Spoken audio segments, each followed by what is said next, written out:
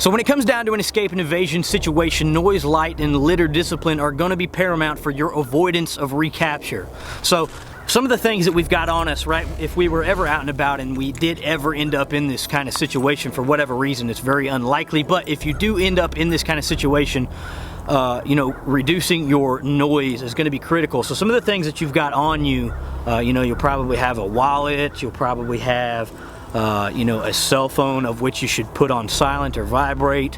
You might have some other little gear on you and whatnot, but you're probably going to have your keys. And so with me, you know, these are my keys in their current state. This is what I've been using for a while now. It's just a Night Eyes little carabiner with some smaller ones to color code your keys.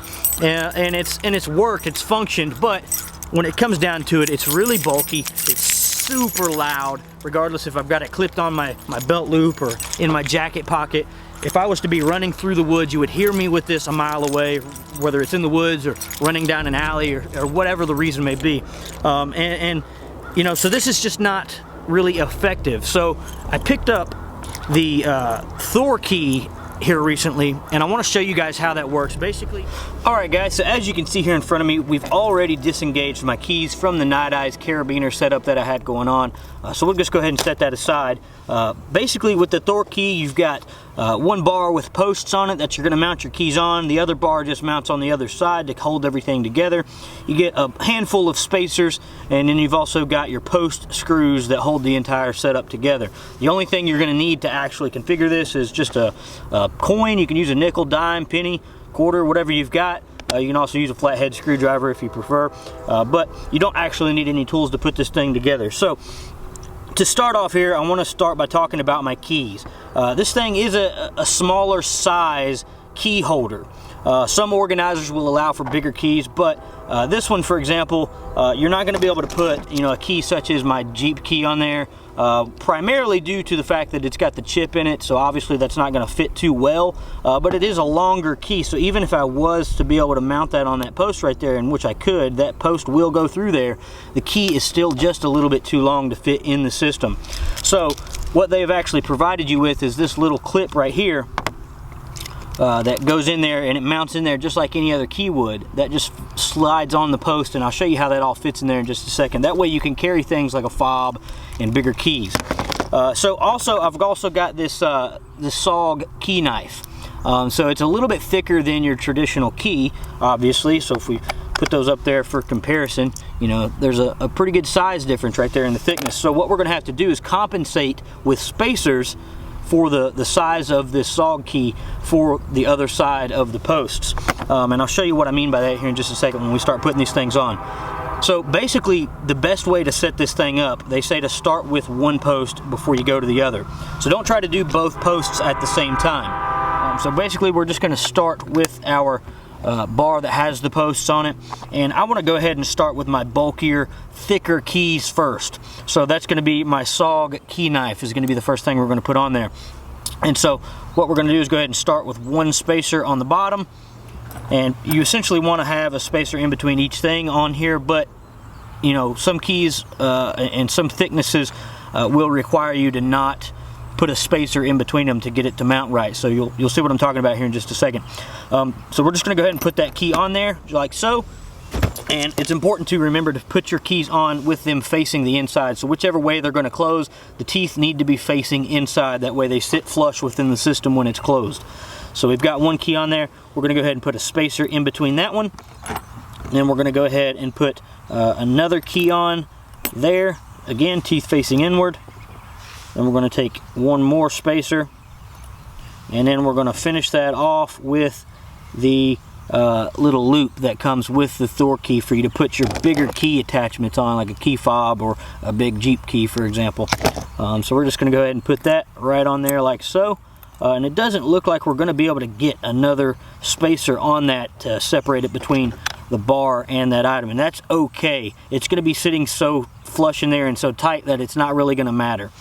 So now that we've got that on there, what we're going to go ahead and do is lay our bar over top. We're going to take one of our screws and we're going to secure that all down into place there. And you don't have to get it as tight as it'll go, just get it on there you know, good enough to keep everything in place while you work on the other side. Okay, so now that we've got that, that feels good. Keys are facing inward. Hey folks, this is Sam with Ginger Ninja Outdoors. I make high quality, hand forged custom knives. Enjoy.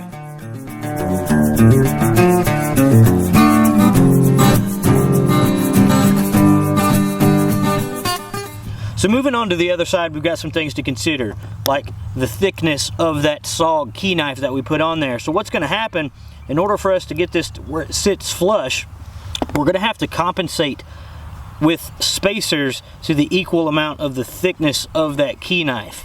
So we're going to go ahead and start by loading on a bunch of these spacers equal to the thickness of that key knife.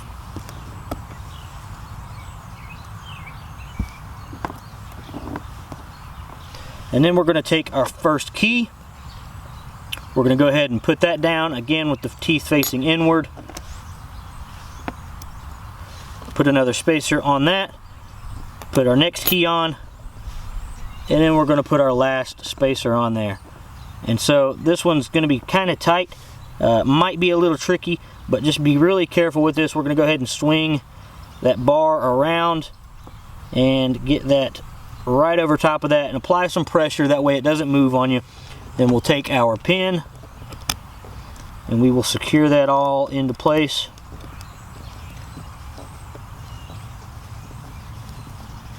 And now what you want to do is go ahead and take your nickel or your screwdriver, whatever you're using, and we're going to go ahead and tighten these up all the way.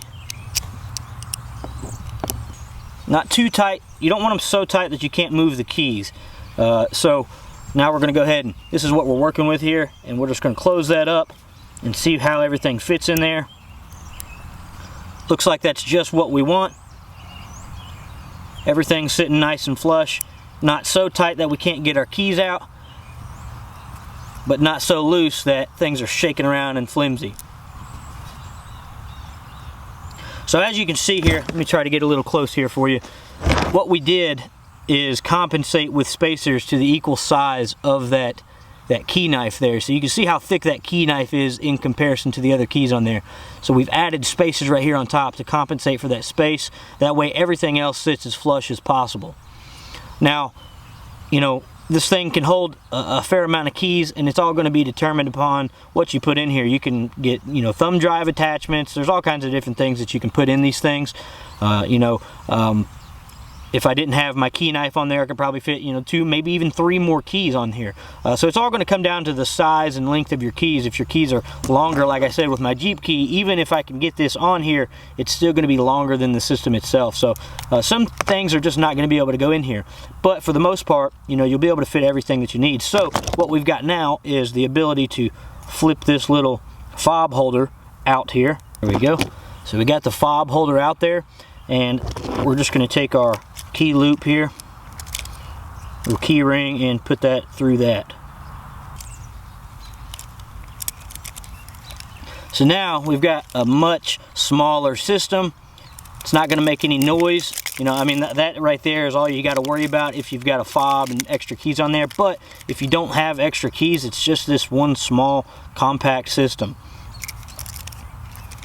And this is much quieter than the sound of the metal keys banging around together. This is just kind of plastic banging around, and this would be easily mutable, you know, in your pocket. And it's going to fit much easier in your pocket as compared to having something like this.